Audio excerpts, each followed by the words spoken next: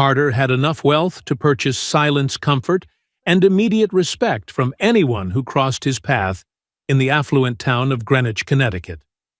But on that crisp morning, Carter was about to discover that no amount of fortune could buy back the brilliant spark he had unknowingly extinguished inside his very own home.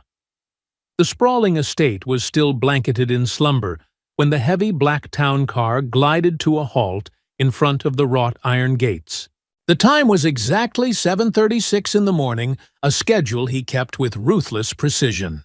Arthur, his loyal and discreet chauffeur, barely had the opportunity to step out and open the passenger side. Carter pushed the heavy door open himself, his sleek silver phone already permanently glued to his ear. He barked orders about corporate mergers, aggressive investors, and stock portfolios, as if the rotation of the entire Earth depended solely on the next command that leapt from his tongue. He demanded that the 10 o'clock morning meeting be firmly confirmed, warned the legal department that he would tolerate absolutely zero delays, and insisted all financial reports be placed on his mahogany desk before the stroke of noon. He marched through the grand marble foyer without noticing the fresh scent of lilies, entirely deaf to the soft rhythmic tapping of little shoes. Sophie was slowly descending the sweeping grand staircase, wearing a bright yellow ribbon carefully tied in her hair. In her small hands, she delicately held a colorful drawing crafted with bright wax crayons. She had spent the entire morning illustrating a massive radiant sun, a sturdy house filled with wide windows, and 3 stick figures holding hands beneath the sky. "Daddy, look what I made for you today." The little girl announced, her voice brimming with innocent hope. Carter only turned a fraction of his face toward her direction. His sharp, calculating eyes remained fiercely locked onto the glowing screen of his expensive smartphone. "Not right now, princess." He dismissed her with a wave of his hand. "Daddy is right in the middle of sorting out something incredibly important for the company." Sophie immediately froze on the very last step of the grand staircase. The bright, enthusiastic smile on her delicate face diminished, slowly fading out, exactly like a warm candle, completely extinguished by a harsh winter draft. Carter briskly stepped into his massive home office and firmly shut the heavy oak door before she could even utter a single word about why that specific crayon drawing meant so much to her. The little girl remained completely still, silently staring at the dark polished wood, desperately hoping the door would swing open just one more time. It remained firmly shut. Betty, the elderly housekeeper, emerged from the spacious kitchen, quietly wiping her damp hands on a faded floral apron. She had witnessed this exact scene unfold countless times before, and every single occurrence broke a new piece of her heart. The seasoned housekeeper released a profound, heavy sigh that echoed softly in the cavernous hallway. Betty had dedicated many years of her life to working in this Greenwich mansion and knew every invisible, aching fracture within this broken family. She intimately understood the deep loneliness deliberately hidden inside ridiculously expensive toys, the profound sadness guarded within the shining corridors, and the crushing absence cleverly disguised as financial security. "Your father works incredibly hard, my sweet angel, but he simply never seems to finish his work," Betty murmured gently, though she knew her words offered little real comfort. Betty simply stroked the little girl's soft hair with tender affection and guided her back toward the warm kitchen to enjoy a tall glass of milk and a generous slice of pound cake. Shortly after they sat down, the grand front doorbell chimed loudly, signaling the arrival of someone entirely new to their isolated world. Waiting quietly outside the massive double doors stood Claire, the newly hired maid sent by the local agency. She wore plain, modest clothing and carried a thoroughly worn canvas bag slung casually over her left shoulder.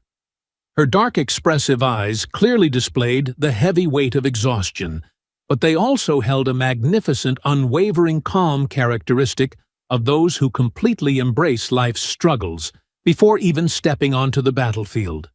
"Good morning, my name is Claire, and I am here for the open position," she announced softly but confidently. Betty immediately ushered her inside with a welcoming nod. "Come in, my dear," Betty said warmly. "This house is exceptionally large and demanding, but with a healthy dose of patience, you will learn the ropes soon enough." Claire stepped into the grand foyer, observing the space, without a single ounce of envy. She silently admired the glittering crystal chandeliers, the imported Italian marble floors, and the impossibly high ceilings. All of this immense wealth was undeniably impressive, but it absolutely failed to intimidate her spirit. Claire had already faced down personal hardships and quiet tragedies far greater than the daunting task of scrubbing the floors of a wealthy businessman's sprawling estate. Betty efficiently explained the strict daily routine, thoroughly demonstrated the array of specialized cleaning products, and officially introduced little Sophie. The young girl was quietly observing every single movement from the safety of the kitchen doorway. "Hello there, little one. What might your name be?" Claire asked, crouching down to her eye level. "Sophie," the child whispered shyly. "What an absolutely beautiful name!" Claire exclaimed with a genuine bright smile. "It actually sounds exactly like a piece of music." Sophie curiously tilted her head to the side, her interest suddenly piqued. "A name can sing?" the little girl asked, utterly confused by the strange concept. Claire's smile softened with profound warmth. "Certain names definitely sing a beautiful melody whenever someone pronounces them with true tenderness and love," Claire explained gently. The little girl did not offer a verbal response to this poetic thought, but her bright eyes widened. She carefully stored that comforting sentence deep inside her heart, holding onto it just as fiercely as one might guard a precious, unexpected gift. Over the following days, Claire seamlessly blended into the background, executing her demanding duties in near absolute silence. She meticulously dusted the vast guest bedrooms, efficiently organized the cavernous laundry area, mopped the seemingly endless polished corridors, and actively avoided causing any disruption. Yet the longer she navigated the quiet corners of the massive mansion, the more clearly she understood the root of its lingering sorrow. The profound sadness permeating the air did not originate from a lack of beautiful, expensive things. It stemmed entirely from a devastating lack of human presence. Carter was barely ever physically present at the house, usually trapped in the sprawling concrete jungle of the city. Whenever he did manage to return to Greenwich, his mind remained entirely distant, lost in a swirling sea of endless corporate obligations. Sophie constantly waited for him during the late afternoon hours, pacing nervously near the heavy oak door of his private study. Sometimes she would quietly repeat a rehearsed sentence, clutch a favorite plush toy tightly to her chest, or invent an entirely new imaginative story to share with him. But Carter would always wave her away endlessly, repeating the exact same hollow promise, "Tomorrow, we will do it later." Tragically, that promised tomorrow stubbornly refused to ever arrive.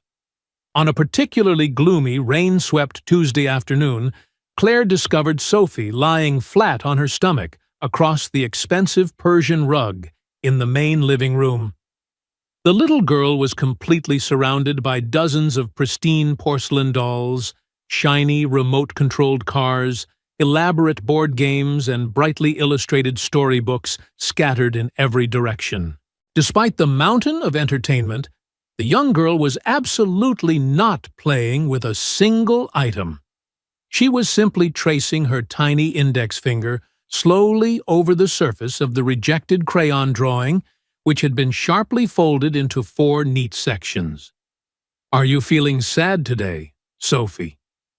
Claire asked, her voice a gentle whisper, barely rising above the rhythmic drumming of the rain against the tall glass windows. The little girl simply shrugged her small shoulders in response. "I have plenty of expensive toys," Sophie replied quietly. "A child who has a whole room full of brand-new toys isn't supposed to be sad, right?" Claire felt a sudden sharp ache grip her chest tightly. Without caring about her pending chores or the strict schedule, she immediately sat cross-legged on the floor right beside the lonely child. "Yes, she absolutely can be," Claire answered with gentle honesty. "A shiny toy only provides company for a very short amount of time, but the absence of a person you love aches for a very, very long time." Sophie lifted her head, looking intently at the maid with wide, curious eyes. No adult in this massive house had ever spoken to her with such raw, unfiltered honesty before. "When I was a little girl," Claire continued softly, staring thoughtfully at the rain sliding down the glass, "my mother used to sing whenever nostalgia and sadness made my heart hurt. She always said that while a melody cannot magically fix everything, it definitely helps a heavy heart remember how to breathe." Sophie leaned closer, thoroughly captivated by the story. "Do you know how to sing?" she asked. A brief, melancholic silence flashed quickly through Claire's tired eyes. She knew how to sing far better than she was ever willing to openly admit to strangers. Long before she resorted to scrubbing the floors of wealthy homes, long before she obsessively counted pennies at the end of every exhausting month, she had joyfully sung at local town festivals, tiny neighborhood churches, and warmly lit diners. Music had genuinely been her designated place in the vast world. But then harsh reality ruthlessly demanded the immediate payment of overdue utility bills, expensive medical prescriptions, mounting rent, and the immense responsibility of raising a daughter all on her own. Her beloved acoustic guitar had been sorrowfully packed away and forgotten in a dark closet. Consequently, her vibrant voice had slowly faded away, locked silently behind tightly sealed lips. "Will you sing a song just for me?" Sophie pleaded softly. Claire hesitated for a brief moment, but the child's desperate request was so incredibly pure that she simply could not find it in her heart to refuse. She began singing at a very low volume, making the melody sound almost exactly like a sacred, desperate prayer, echoing in a vast cathedral. She sang a beautiful, haunting tale about a tiny lost star, desperately searching across the dark midnight sky for a single lighted window where it could finally rest. Claire's voice was remarkably smooth, surprisingly steady, and absolutely overflowing with raw, unfiltered emotion. Sophie slowly sat upright, completely mesmerized, her large eyes wide open in absolute wonder as the notes floated through the chilly room. When the final delicate note completely faded into the silence, the cavernous living room suddenly felt significantly less cold and empty. "Play another one," Sophie demanded, letting out a bright, genuine burst of laughter. "Just one more quick song, and then you must go eat your lunch." Claire compromised with a warm smile. On that rainy afternoon, an incredibly special, entirely secret club was officially born. The very next morning, Claire brought an antique acoustic guitar hidden safely inside a thoroughly battered and deeply scratched leather case. She patiently waited until Carter's black car rolled out of the heavy iron gates, quickly rushed through her primary dusting tasks, and hurried up the grand staircase. The little girl was already sitting patiently beside the large bay window, watching the damp garden with eager anticipation. "I brought something incredibly special to show you today," Claire announced, carefully laying the heavy leather case on the carpet. When Claire unlatched the ancient clasps and opened the lid, Sophie immediately brought both of her tiny hands up to cover her shocked face. "It looks completely magical," the child whispered in awe. "It is a guitar," Claire explained, "and it keeps hundreds of hidden stories securely wrapped inside its silver strings." Claire patiently taught the eager little girl exactly how to press down and pluck a single simple note. Sophie pressed incorrectly, laughed loudly at the strange buzzing sound, and bravely tried the motion all over again. The resulting chord emerged completely distorted and awkward, but to Sophie's tiny ears, it sounded like the most spectacular symphony ever composed in the history of the world.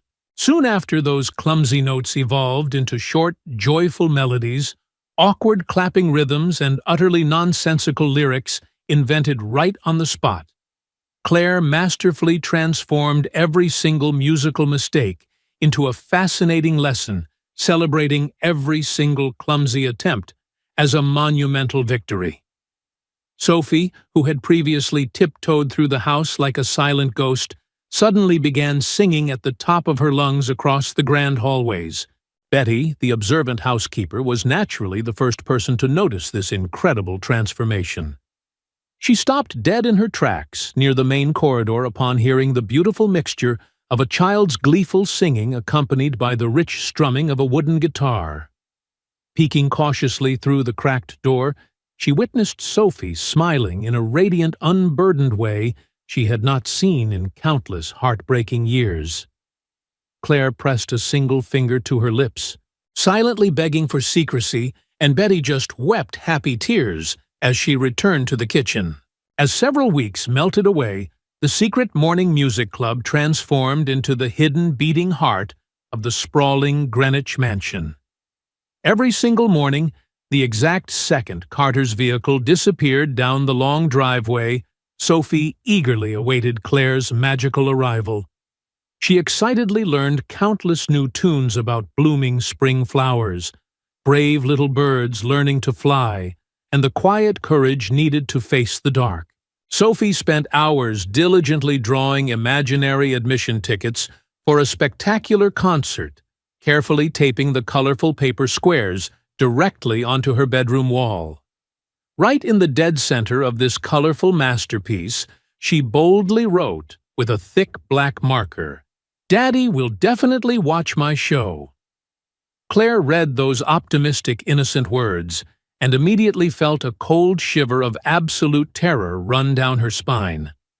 Claire understood perfectly well that the fragile promises of innocent children frequently shattered when they relied heavily upon chronically busy, absent-minded adults. But on one particular Friday afternoon, something completely unexpected threw their hidden routine into total chaos. A massive corporate merger meeting was abruptly canceled at the last minute, forcing Carter to return to the quiet Connecticut estate in the middle of the afternoon. He barged through the front doors without offering any warning, angrily ripping off his expensive tailored suit jacket, still visibly furious over the failed financial negotiation. It was then that he abruptly paused. He clearly heard music filtering through the quiet house. It certainly was not the pristine digital sound of his expensive stereo system. This music was wonderfully alive, undeniably close, and beautifully imperfect. Carter slowly climbed the grand sweeping staircase, his expensive leather shoes making absolutely no sound on the plush runner, and stopped completely paralyzed outside the slightly open bedroom door. Inside the brightly lit room, Claire was sitting cross-legged on the floor, gently strumming the old wooden guitar. Sophie, wearing her favorite yellow dress, was passionately singing while clutching a plastic hairbrush like a professional microphone. Her bright eyes sparkled with undeniable joy, and her entire face was illuminated by a massive, unrestrained smile. Carter stood completely frozen in the doorway, unable to draw a single breath. For the absolute first time in his chaotic life, he truly saw his daughter not as a heavy obligation or a pending task, but as a brilliant, living child. A sharp, agonizing realization pierced straight through his chest. He finally understood that this overwhelming happiness existed entirely without him, and absolutely not because of him. The sudden loud thud of his heavy leather briefcase slipping from his relaxed grip and hitting the hardwood floor abruptly interrupted the joyful melody. Claire immediately snapped her head up, her eyes wide with absolute panic, bracing for immediate termination.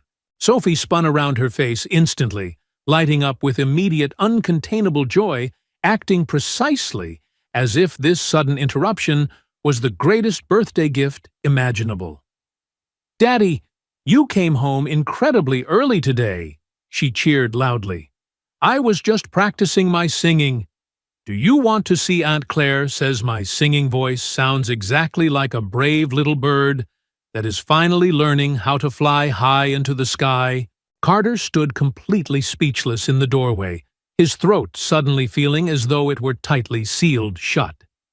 He stared blankly at his precious daughter, taking in her massive, genuine smile, the weathered wooden guitar resting comfortably on his maid's lap, and the colorful crayon drawings proudly plastered across the expensive wallpaper.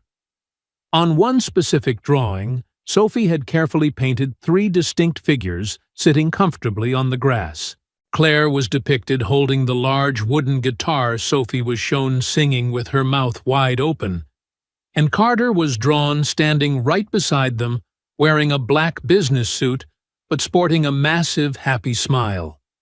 Directly underneath the drawing, written in clumsy, uneven letters, read the words, "My big, spectacular show with Daddy." Claire scrambled to her feet so quickly she nearly tripped over the carpet. "Mr. Carter, please forgive me. I absolutely should never have brought my personal instrument into your home without securing your explicit permission." "First," Claire stammered, her voice trembling slightly, "my only intention was to bring a little bit of comfort. I never meant to disrupt the strict routine of your household." Before Carter could respond, Sophie rushed forward and desperately grabbed his large hand. "Please do not fire Aunt Claire and send her away. Daddy," the little girl begged, her voice cracking with sudden panic. "She was only teaching me how to make beautiful music. I promise I did not make a huge mess or break any of the house rules." That single terrified sentence wounded Carter far more deeply than any harsh corporate accusation ever could. His very own little girl already fully expected to lose something incredibly wonderful. At such a tender age, she was already intimately familiar with the devastating sensation of watching a vital door slam permanently shut in her face. Carter took a long, shaky breath, fighting back the strange moisture gathering in his eyes, and finally stepped directly into the center of the brightly lit bedroom. "Sophie, please go downstairs and drink a tall glass of cold water with Betty. For just 1 minute," he instructed softly.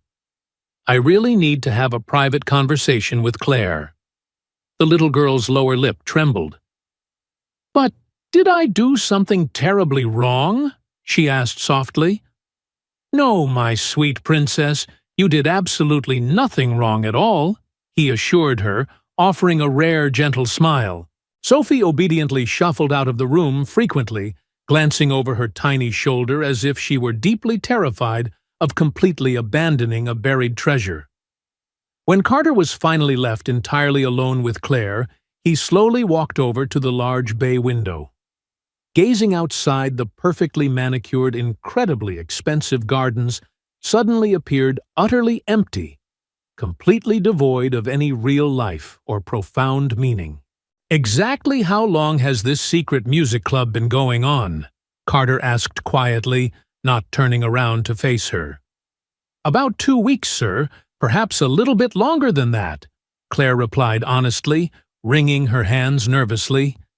"It only started because Sophie was feeling incredibly sad and lonely." Carter squeezed his eyes shut tightly. Sad. The simple word crashed into his chest, like a judge's heavy gavel delivering a final, inescapable sentence. He brilliantly managed thousands of employees, effortlessly memorized complex global market reports, and successfully predicted massive financial crises before they ever happened. Yet he had completely failed to notice the crushing, suffocating sadness slowly consuming his own child right inside his own living room. "Are you a professionally trained music teacher?" Carter asked, finally turning around to face the nervous woman standing by the bed. Claire bashfully lowered her gaze toward the scuffed wooden floorboards. "Not in any official capacity, sir. I used to sing quite a bit in the past. I played my guitar in small neighborhood venues and local diners, but eventually I had to choose a steady, reliable job. I have a daughter, Ivy, who currently lives far away with my mother, Mary, in a quiet, rural town."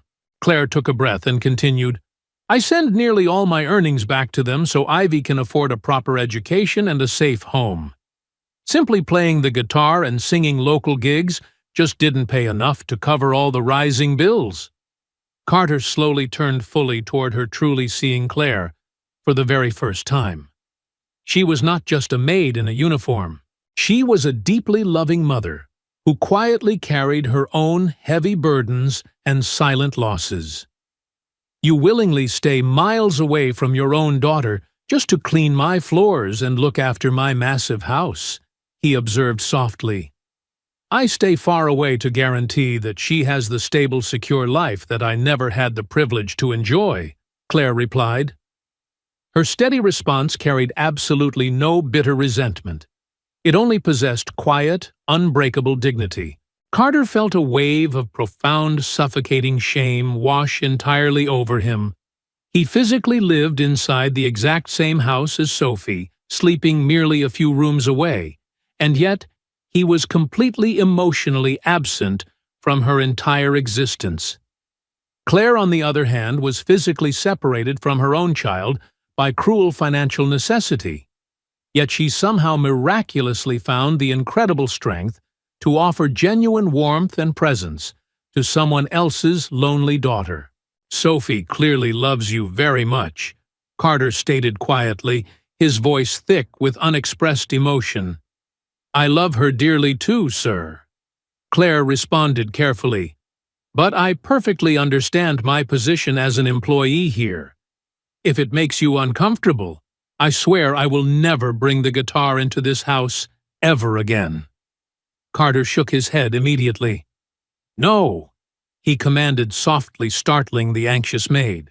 Claire tentatively raised her dark eyes to meet his gaze.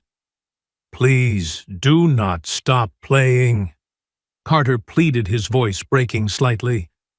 "For the first time in years, I saw my daughter genuinely, completely happy. I absolutely refuse to be the person who tears that beautiful joy away from her." Just then, the heavy wooden door creaked open a few inches, and a tiny face peeked inside. Sophie slowly crept back into the bedroom, with Betty the housekeeper nervously hovering right behind her in the hallway, both of them terribly failing at pretending they hadn't been eavesdropping. Carter deliberately dropped down onto his knees, directly on the carpet, an incredibly rare, vulnerable gesture that caused the little girl's eyes to widen in pure shock. "Do you truly want to keep learning how to play the guitar and sing?" he asked gently. "I want to do it more than anything else in the whole wide world," Sophie whispered enthusiastically. "Then you will absolutely continue," Carter promised firmly, "but only under one very strict condition." Sophie nervously held her breath, terrified of the impending rule. "I want to sit and watch the show whenever I possibly can," he finished. The brilliant smile that erupted on the little girl's face completely illuminated the entire room. "But you have to sit flat on the floor, Daddy. That is the strict club rule," she giggled. Carter let out a real booming laugh. "Then I suppose I will happily learn to follow the rules." On that miraculous afternoon, for the absolute first time in countless years, Carter actually stayed home. He did not sign a single corporate document, he entirely ignored his incessantly buzzing phone, and he absolutely refused to rush back to the chaotic city. He sat comfortably on the soft rug right beside his beaming daughter, while Claire masterfully strummed a beautiful, simple, and uplifting melody. Sophie sang with noticeable hesitation at the very beginning, but soon her voice swelled with magnificent courage. When she proudly finished the final verse, she enthusiastically clapped for herself and immediately grabbed Carter's large hand. "Now, Daddy, you have to formally say thank you to the music," she instructed seriously. "Thank you, music," Carter repeated awkwardly, feeling completely out of his depth. Sophie giggled loudly. "Not like that. You have to say thank you using your heart." Carter truly did not know how to accomplish such a vulnerable task. He had spent his entire adult life aggressively protecting his heart, treating any display of emotion as a fatal weakness in the cutthroat business world. But looking deeply into Sophie's hopeful eyes, he genuinely tried. "Thank you for patiently waiting for me to wake up, Princess," he whispered softly. Sophie instantly threw her small arms tightly around his neck. Claire respectfully turned her head away to avoid intruding on the incredibly private healing moment, while Betty openly wept silent tears of pure joy while standing firmly in the doorway. Following that monumental day, the massive estate began to slowly, irreversibly transform. Carter did not magically become an entirely flawless man overnight, but he fiercely battled his deeply ingrained workaholic habits every single day. He permanently canceled trivial dinner parties, drastically reduced his exhausting international business trips, and intentionally left his silver phone locked inside his briefcase during breakfast. Initially, Sophie found this sudden change incredibly strange. She innocently asked if he had caught a terrible fever, if the wealthy company had tragically gone bankrupt, or if someone was forcing him to stay home. Carter always delivered the exact same honest answer: "I simply choose to stay here with you." The morning music lessons evolved into a beautiful afternoon tradition. Claire now played openly, officially granted full permission to fill the home with joyous sound. She patiently taught Sophie how to breathe deeply, how to listen carefully to the rhythm, and how to bravely try again after missing a note. Carter joined them on the carpet whenever he possibly could. Sometimes he arrived utterly exhausted, his forehead deeply lined with corporate stress, but merely hearing his daughter's cheerful singing instantly made the heavy world shrink to a manageable size. One evening, after a particularly loud and joyful lesson, Sophie curiously asked about Claire's daughter Ivy. Claire softly explained that the little girl was 9 years old, deeply loved playing the violin, and lived very far away because difficult circumstances demanded painful sacrifices. Sophie looked completely puzzled by this explanation. "Doesn't she miss you terribly every single day?" Sophie asked. "Then you should just bring her to live here with us." Claire smiled a heartbreakingly sad smile.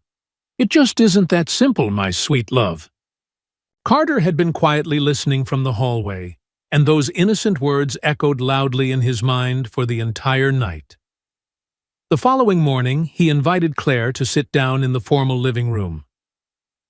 "I spent all night thinking about what Sophie suggested," he began. Claire instantly tensed up. "Mr. Carter, she is merely an innocent child. She does not understand the immense financial burden of such things, but I absolutely do." Carter raised his hand gently to stop her. "I want to officially hire you as Sophie's full-time music tutor with a generous fair salary, a significantly reduced work schedule, and a comfortable home in the empty guest cottage on the property. If you accept Ivy, and Mary can move here immediately." Claire covered her trembling mouth with both hands. "I cannot possibly accept something so massive and generous," she cried softly.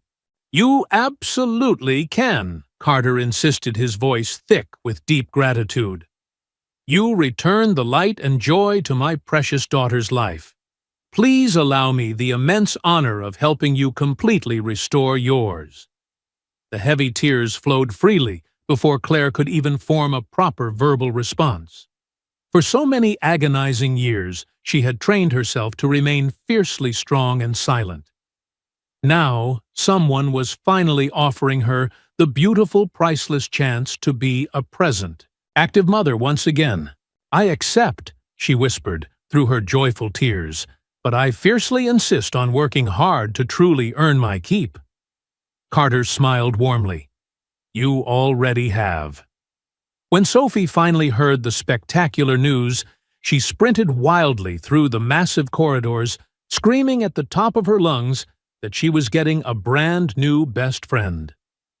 Betty spent the entire afternoon baking an enormous, glorious chocolate cake to celebrate the occasion. Carter personally handled the complicated logistics of the local school enrollment, the bedroom furniture, and the safe transportation without ever turning his generous gesture into a boastful spectacle. A few days later, Ivy finally arrived alongside her gentle grandmother Mary. Ivy was a wonderfully shy little girl, with large, incredibly observant eyes, fiercely clutching a scuffed wooden violin case tightly to her chest. Sophie immediately welcomed her as if they had been the closest of sisters for their entire lives. "Do you want to sing a song with me right now?" Sophie asked excitedly.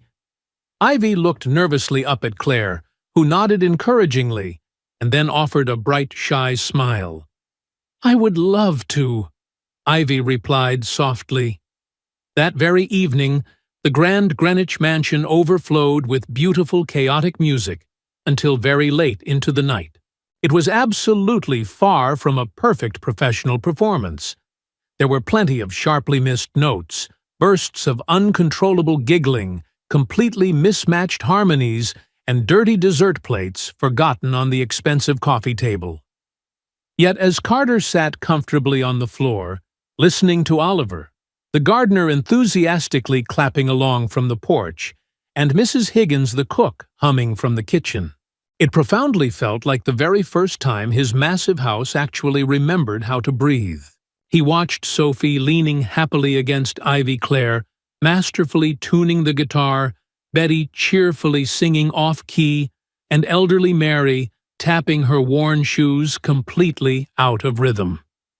In that beautiful, chaotic moment, he deeply understood that a true family is not strictly defined by those who share the same bloodline. It is beautifully forged by those who deliberately choose to stay close when someone desperately needs to be seen and loved. This newfound peace would soon be tested when a serious message arrived from Penelope, his estranged ex-wife, demanding an immediate meeting regarding Sophie's future. However, instead of running away into his work, Carter faced Penelope with calm, unwavering confidence. Penelope arrived fully expecting to find the cold, distant man she had divorced, but instead she found a fiercely present, loving father, surrounded by a noisy, vibrant, and utterly joyous household. The conversation was undeniably difficult, but it concluded peacefully with Penelope agreeing to visit regularly and respecting the beautiful new harmony Carter had built.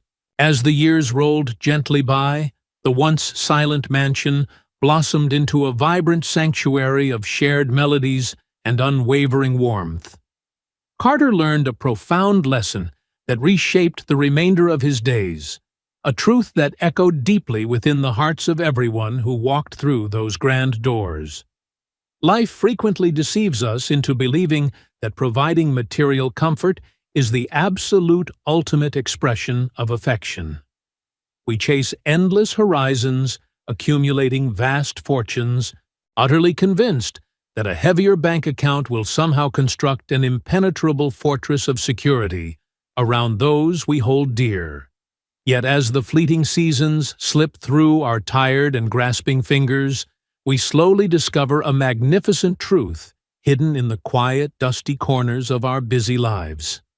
The single most valuable currency we can ever possibly offer our loved ones is never gold nor sprawling estates, but the undeniable grounding weight of our undivided presence. A child does not remember the expensive price tag attached to a forgotten toy, but they will forever cherish the simple afternoon you willingly sat on the floor and genuinely listened to their clumsy off-key songs. Time remains the only precious resource we can absolutely never earn back once it is spent. True enduring wealth is ultimately found in shared bursts of laughter, in quiet and lingering conversations, and in the profound courage to pause our relentless, blinding ambitions just to truly witness the beautiful lives blooming right in front of us. When we finally choose to be completely present, we realize that genuine love requires no grand, expensive stage, only an open, patient heart, completely willing to stay.